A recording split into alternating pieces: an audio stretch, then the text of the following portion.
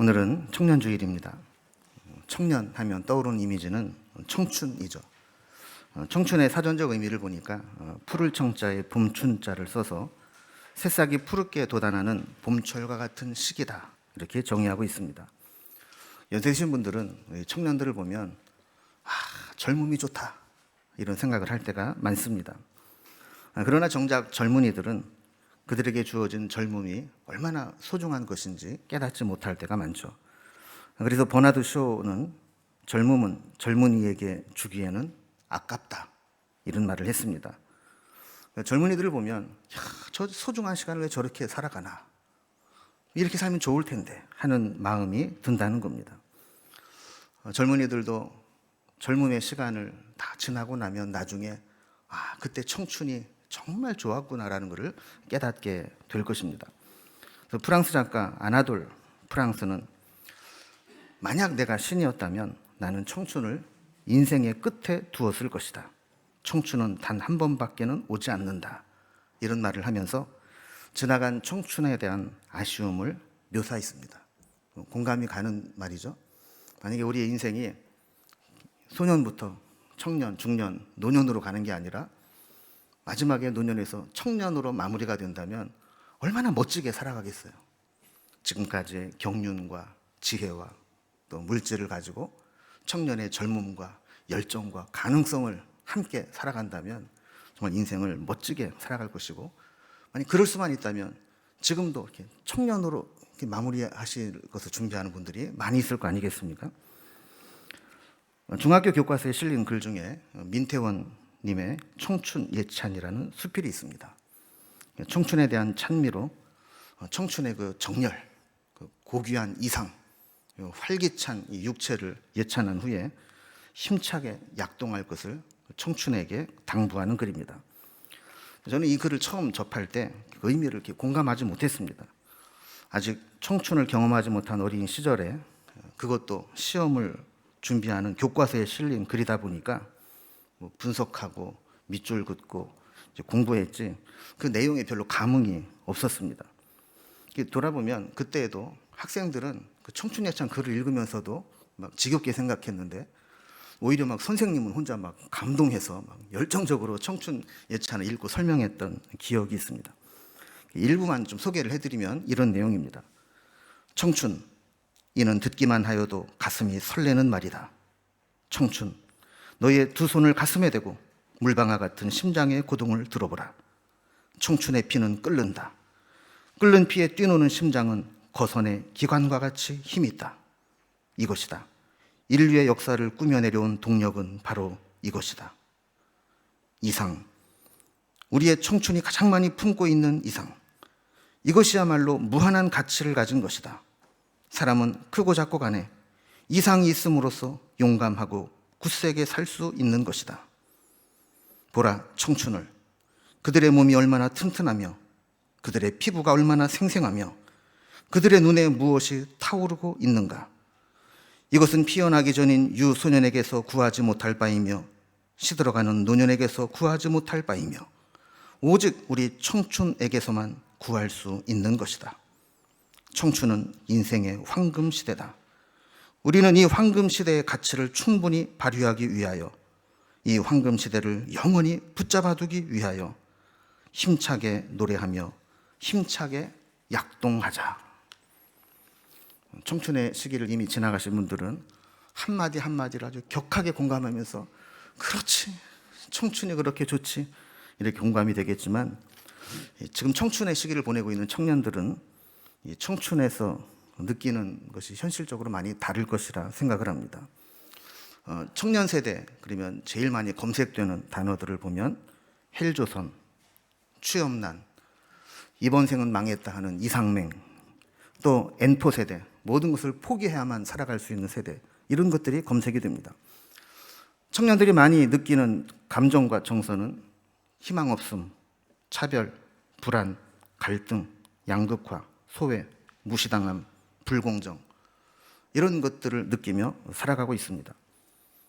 청춘 예찬에서 그렇게 희망차고 좋은 얘기들을 했지만 실제로 현실적으로 부딪히는 청년들의 내용은 이런 비참하고 부정적인 의미들이 많이 있다는 겁니다. 얼마 전부터 교회에서도 다음 세대에 대한 중요성을 역설하면서 청년들에 대한 관심을 많이 갖고 있습니다. 그러나 여전히 청년들 중에 67%는 우리 사회가 청년 세대에 무관심하다고 느끼고 있습니다. 청년들은 기성세대의 청년 시절보다 더 불행한 청년 시절을 보내고 있다고 생각하고 있습니다. 앞으로도 노력하면 상층으로 이동할 수 있는 가능성이 전혀 없다고 생각합니다. 노후에도 지금 기성세대들의 노년보다 경제적으로 더 어려울 것이라고 생각한다는 통계 자료가 있습니다. 청년들이 생각하는 그들의 인생은 지금까지 살아온 인생도 그렇고 지금 현실도 그렇고 미래도 아름답고 화려한 장밋빛 인생이 아니라 애탄할 만한 절망감에 빠져 있다는 것이죠. 이런 시기를 보내고 있는 청년들에게 교회는 무엇을 해줄 수 있을까요? 광야 같은 세상을 힘겹게 살아가기 시작하는 청년들에게 교회와 복음은 그들에게 어떤 의미가 있는 것일까요? 오늘은 말씀을 통해서 이러한 질문에 실마리를 좀 풀어볼 수 있는 단서들을 좀 찾아보려고 합니다. 우리가 읽은 본문 사도행전 8장은 예루살렘 교회에 박해가 점점 심해지자 더 이상 머물러 있을 수 없던 사도들이 온 유대와 사마리아로 흩어지는 것으로 시작됩니다. 그 중에 빌립도 사마리아 성으로 내려가서 복음을 전하게 됩니다. 사마리아 성에 복음이 증거되고 나니까 놀라운 변화가 나타납니다. 8장 8절에 보면 그 성에 큰 기쁨이 있더라 그랬습니다. 이게 복음의 역사입니다. 복음이 들어가니까 그 성 전체에 기쁨이 넘쳐나게 된 겁니다. 그런데 한참 기적과 능력이 나타나고 성공적인 선교 사역을 하고 있는데 주의 사자가 갑자기 나타나서 빌립에게 그 사역을 중단하고 예루살렘 남쪽 광야길로 내려가라고 말씀을 하시는 겁니다. 오늘 본문이 시작되는 26절에 보면 주의 사자가 빌립에게 말하여 이르되 일어나서 남쪽으로 향하여 예루살렘에서 가사로 내려가는 길까지 가라 하니 그 길은 광야라 그랬습니다. 지금 빌립은 당장의 사역지를 옮기거나 사역의 방향을 수정할 이유가 하나도 없었습니다. 오히려 사마리아에서 사역을 잘하고 있었고 복음으로 인해 사마리아 성에 큰 기쁨이 있었습니다. 사마리아 사람들이 하나님 말씀을 받았다는 소식이 예루살렘 교회에 들려졌을 때 예루살렘 교회에서는 베드로와 요한을 사마리아로 파송을 합니다. 그들이 와서 힘을 보태고 사마리아에도 성령이 임하시기를 구했을 때 마치 오순절날 성령이 임했듯이 사마리아 성에도 성령의 역사가 나타나기 시작했습니다. 그런데 갑자기 주의 사자가 빌립에게 광야로 가라 말씀하는 겁니다. 지도를 통해서 이 빌립의 여정을 한번 정리를 해보면 원래 예루살렘에서 사역을 했었는데 예루살렘에 큰 핍박이 있게 되자 북쪽의 사마리아로 가서 사역을 하게 됩니다. 사마리아에서 복음을 전하고 선한 결과들이 보이기 시작하는데 갑자기 주의 사자가 다시 예루살렘을 지나 가사로 내려가는 길, 광야길로 가라고 말씀하십니다. 밑에 가사라고 되어 있는 부분은 지금 가자지구라고 우리가 부르고 있는 그 지역을 말하는 겁니다. 그래서 가사로 내려가는 길 어디쯤에서 하나님께서 예비하신 사람이 만나게 되었다는 것이죠. 근데 그곳으로 가는 길은 광야길이라 그랬습니다. 여러분, 복음을 전하려면 사람이 많은 곳으로 가야 될까요? 사람이 없는 광야로 가야 될까요? 당연히 사람이 많은 도시로 가야 되겠죠. 사마리아 성도 복음을 잘 전하고 있는데 하나님은 갑자기 그 광야길로, 지리를 좀 아시는 분은 아시겠지만 예루살렘 밑으로 내려가면 거기에는 광야가 시작됩니다. 그 브엘세바를 끝으로 더 이상 사람이 살 수 없는 광야길입니다. 왜 그곳으로 가라고 했을까요?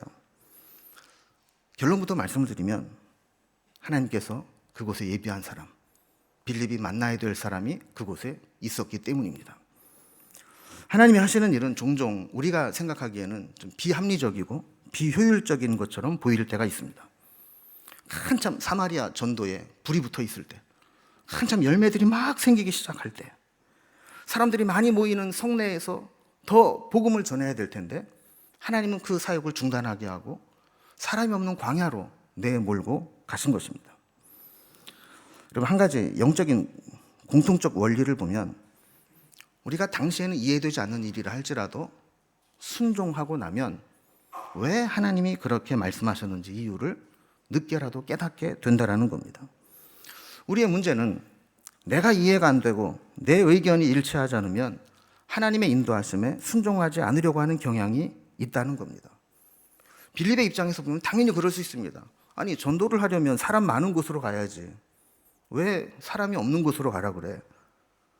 사실 빌립이 순종했지만 우리가 정상적인 판단을 하면 빌립의 순종은 쉬운 순종이 아니었습니다.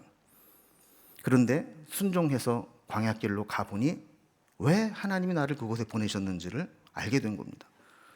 27절과 28절을 보면 일어나 가서 보니 에디오피아 사람 곧 에디오피아 여왕 간다게의 모든 국고를 맡은 관리인 네시가 예배하러 예루살렘에 왔다가 돌아가는데 수레를 타고 선지자 이사야의 글을 읽더라 라고 했습니다.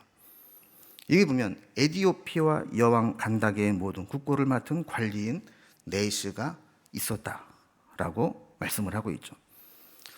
여러분, 에디오피아는 지도에서 보이는 것과 마찬가지로 아프리카의 그 아덴만 근처에 있는 나라입니다. 이곳에서 예루살렘까지 오려면 약 4,000km를 걸어서 와야 됩니다. 4,000km를 우리가 리로 따지면 몇 리가 되는 거죠? 잠깐 그렇게 됩니다. 학자들이 연구를 해봤는데 도보로 갈 경우에 한 6개월 정도 걸리는 길이고 낙이나 낙타를 타고 수레를 타고 가면 한 3개월 정도 걸리는 거리라고 합니다. 이렇게 먼 거리에서 예루살렘에 예배하러 왔다라는 거예요. 그럼 에디오피아는 구약 성경에도 나오는 지역입니다. 솔로몬 왕의 명성을 듣고 그를 시험하기 위해서 아주 값진 선물을 싣고 온 스바 여왕이 나오죠. 이 스바 여왕의 나라가 에디오피아입니다. 에디오피아의 건국 서사시인 케브라 나가스트에 보면 이 시바 여왕 마케다가 솔로몬의 명성을 듣고 찾아와서 솔로몬의 지혜를 시험합니다. 얼마나 대단한 놈이냐 이러고 온 거죠. 만약에 정말 지혜로운 사람이라면 내가 모든 예물을 바치리라. 그리고 왔는데 와서 솔로몬과 대화를 나눈 중에 보니까 이 보통 사람이 아닌 거예요. 거기다가 이 솔로몬의 매력에 흠뻑 빠지게 됩니다. 그래서 가지고 온 모든 예물을 바치고 책략을 써서 솔로몬과 하룻밤을 보내고 돌아오는데 이때 태어난 아이가 에디오피아 왕국의 초대 황제인 마넬리크 1세라고 이야기를 합니다. 물론 에디오피아의 건국 서사시니까 우리나라 단군 신화처럼 이렇게 100% 객관적 역사로 받아들일 수는 없지만 한 가지 분명한 사실은 예로부터 이 에디오피아와 이스라엘 유대 민족과는 이런 정서적으로 공유되는 것들이 있어 왔다라는 것이죠. 그래서 아프리카 중에서는 이 에디오피아에 복음이 들어가게 되었고 지금도 에디오피아는 이슬람 세력이 활발한 지역임에도 불구하고 에디오피아 정교회가 존재하고 있습니다. 그리고 그 지역에 보면 그 랄리벨리라고 하는 이 지역군에 이 바위를 파서 교회를 만들고 그곳에서 모여서 신앙생활을 했던 그런 이 교회의 유적지들이 계속해서 발굴되고 있다는 겁니다. 자, 어쨌든 이 에디오피아의 여왕 간다게의 모든 국고를 맡은 관리인 네시가 예루살렘에 예배를 하러 왔다가 돌아갔다라고 하는 것은 매우 중요한 의미를 가지게 됩니다. 말하자면 성지순례를 떠난 거예요. 근데 우리가 성지순례 가는 것처럼 비행기 타고 차 타고 호텔에서 묵고 이런 게 아니라 그 4,000km네, 왕복이면 8,000km 아닙니까? 그 거리를 걸어서 수레를 타고 갔다가 온 그런 성지순례였습니다. 왜 성지순례를 갑니까? 성지순례를 가서 보면 성경의 역사적인 현장성이 있기 때문에 우리가 그냥 성경을 읽을 때와는 다른 성지 현장에서 느끼는 감동과 감격이 있는 것이죠.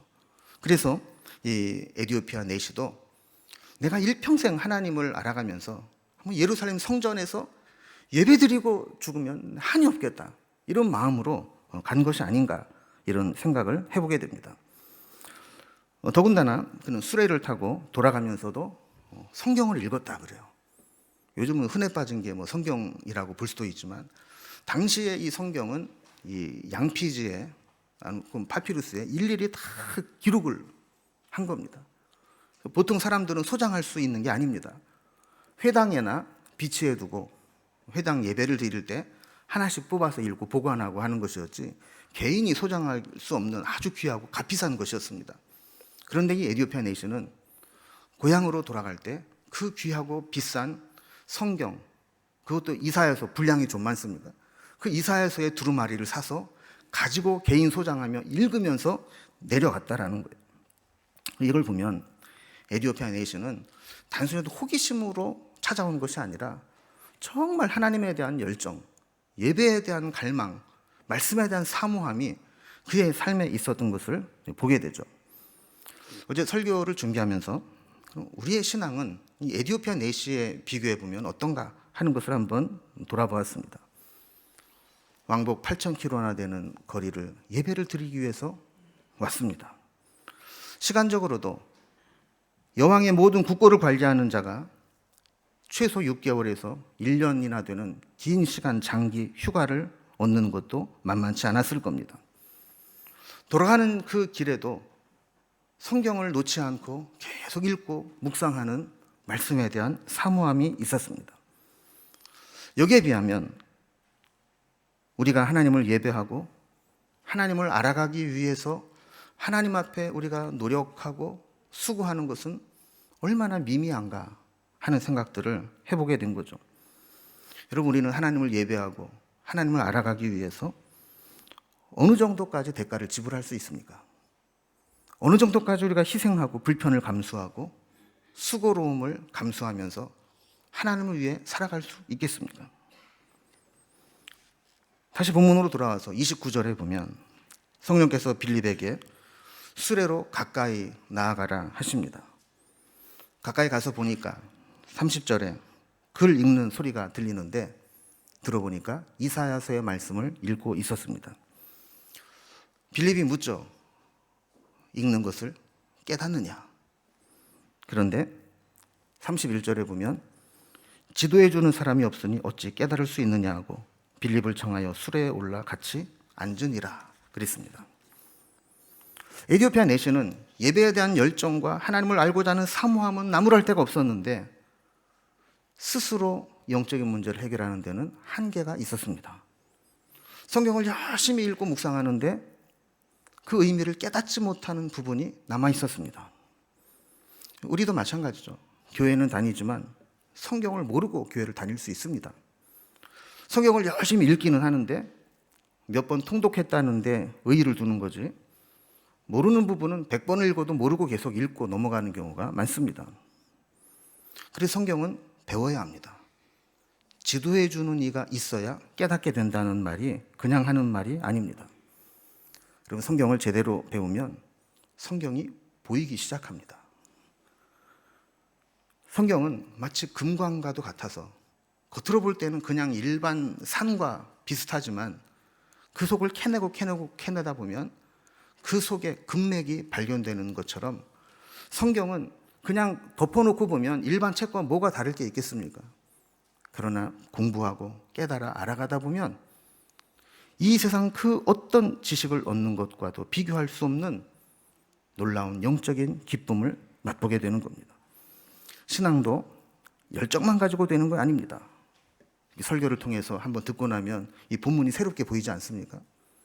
성경 공부를 하거나 성지순례를 가거나 말씀을 묵상하거나 새벽의 영상을 통해서 매일매일 하나님 말씀을 보고 꾸준히 하다 보면 어느 순간에 눈이 띄어지는 겁니다. 그래서 그 본문을 보면 새롭게 보이게 되고 그 속에서 이제 누가 해설해 주지 않아도 하나님의 음성을 들을 수 있는 수준에 이르게 되는 것이죠. 알고 읽는 것과 모르고 읽는 것은 하늘과 땅 차이입니다. 에디오피아 내시가 읽고 있던 본문은 고난받는 메시아에 대한 예언의 말씀이었습니다. 32절과 33절을 보면 읽는 성경 구절은 이것이니 일러스되 그가 도살자에게로 가는 양과 같이 끌려갔고 털 깎는 자 앞에 있는 어린 양이 조용함과 같이 그의 입을 열지 아니하였도다. 그가 굴욕을 당했을 때 공정한 재판도 받지 못하였으니 누가 그의 세대를 말하리요. 그의 생명이 땅에서 빼앗김이로다 하였거늘. 그랬습니다. 이게 어떤 말씀일까요? 이사야서 53장 7절 8절에 있는 고난받는 메시아에 대한 예언의 말씀입니다. 그럼 지금 우리는 이미 예수님을 알고 있고 신약성경을 알고 있기 때문에 이 본문을 보면 이게 예수님에 대한 예언이구나 알고 있지만, 그 당시 사람들은 이게 무슨 말씀인지 무엇을 의미하는지 전혀 알지 못하고 읽어왔던 겁니다.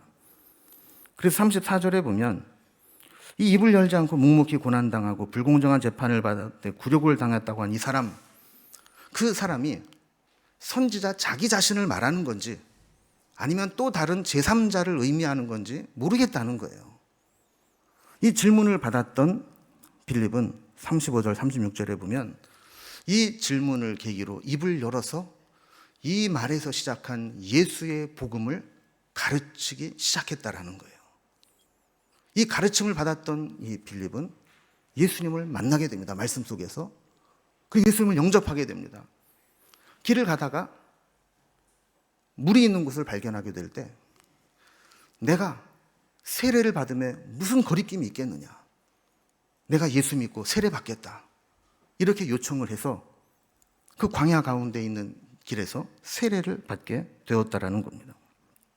당시 세례는 물에 완전히 잠기는 침례였는데 이 세례를 받고 올라올 때 주의 영이 빌립을 이끌어가고 40절을 다시 보면 빌립은 지도에 있는 대로 다시 그곳에서 아소도라는 곳에 여러 성읍을 지나서 복음을 전하여 북쪽의 가이사랴까지 이르게 되었다고 기록을 합니다.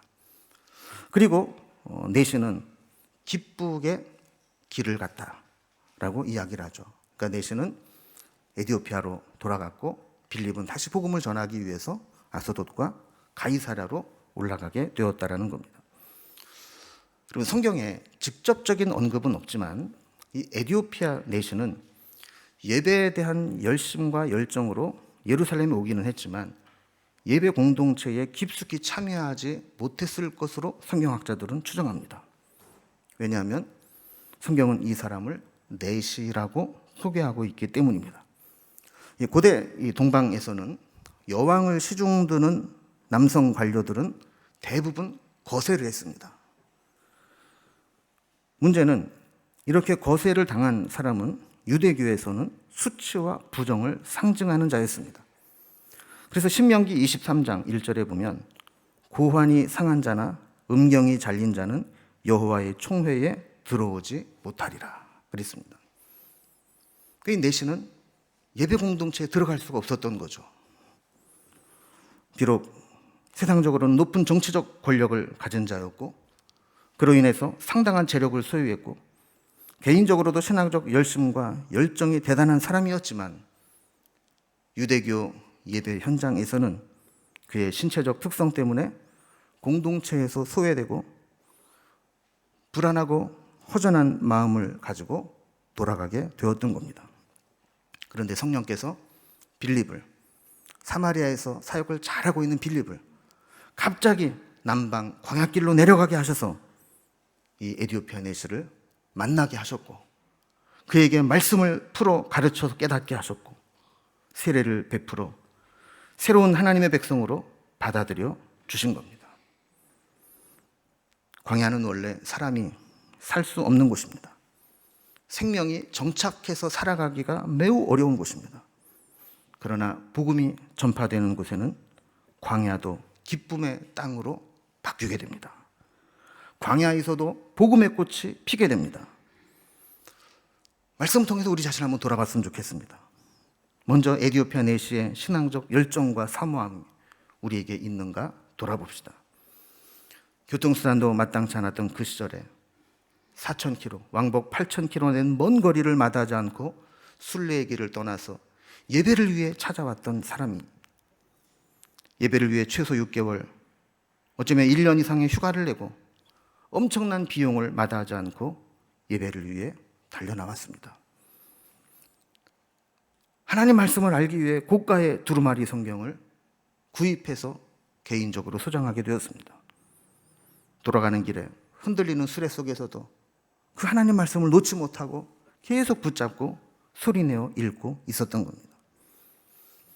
코로나로 인해서 온라인 예배의 편안함과 편리함에 익숙해져서 자칫 신앙의 열정과 믿음의 헌신이 식어지지는 않았는지 이 시간 에디오피아 내시에 예배하는 모습을 보면서 우리의 신앙을 돌아보고 빨리 회복되도록 스스로를 체근하는 기회가 되기를 바랍니다.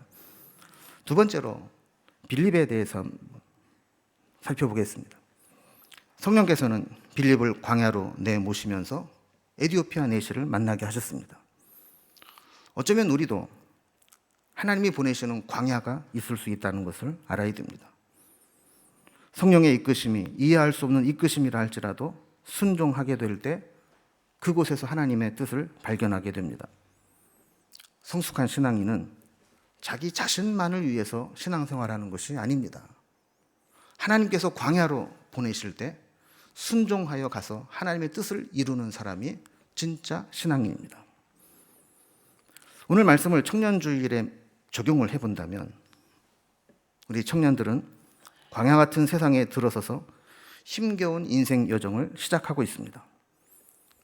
그럼 지금도 많은 청년들이 교회 안에 겨우 붙어 있기는 하지만 교회 중심에 서지 못하고 점점 소외되며 외곽으로 밀려나서 언제 교회에서 이탈할까 기회를 보는 청년들이 많이 있습니다. 교회는 청년들이 교회 안에서 복음을 만나서 기쁨으로 주님의 제자가 되도록 하는 사명을 감당해야 됩니다. 얼마 전 한 성도님이 청년들을 위한 헌금을 드리고 싶다고 헌금을 가져오셨습니다. 저희 교회의 사역을 보니까 목사님과 교회가 청년에 관심이 많고 또 청년들을 위한 사역들을 하고 있으니 청년들을 위해 사용해달라고 헌금을 가져오신 겁니다. 그 후에 한 번 더 찾아오셔서 말씀을 하십니다. 목사님이 1년에 1,000만 원씩 15년 동안 청년을 위해 사용하셔도 좋고 1억 5천만 원을 청년들이 필요한 곳에 한 번에 사용하셔도 좋습니다. 이 돈이 어떤 돈이냐 물었더니 저쪽 성대 뒤에 그곳에 높은 곳에 허름한 자기 집이 원룸 같은 게 하나 있는데 그거를 팔아서 청년들을 위해서 쓰고 싶다고 가져왔다라는 겁니다. 그럼 성도님은 어떻게 살아가실 거냐고 그랬더니 자기는 연금 받은 것으로 월세 내고 쪼개 쓰면 굶어 죽지는 않는다 이야기를 하십니다.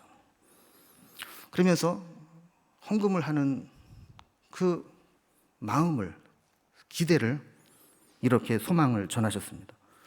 자신의 그 헌금이 마중물이 되어서 성도님들 가운데 도전을 받는 분이 있다면 청년과 교회를 위해서 함께 마음이 모아지고 더 큰 일을 했으면 좋겠다. 그런 기대였습니다. 그럼 얼마나 귀한 마음입니까? 많은 사람들이 집을 마련하려고 계획을 합니다. 지금 당장 필요하지 않아도 재테크가 된다면 무리를 해서라도 사두고 오르기를 기다립니다. 그런데 이분은 거꾸로입니다. 본인의 안정된 주거권을 포기하고 그것으로 청년을 위해 내어놓았습니다.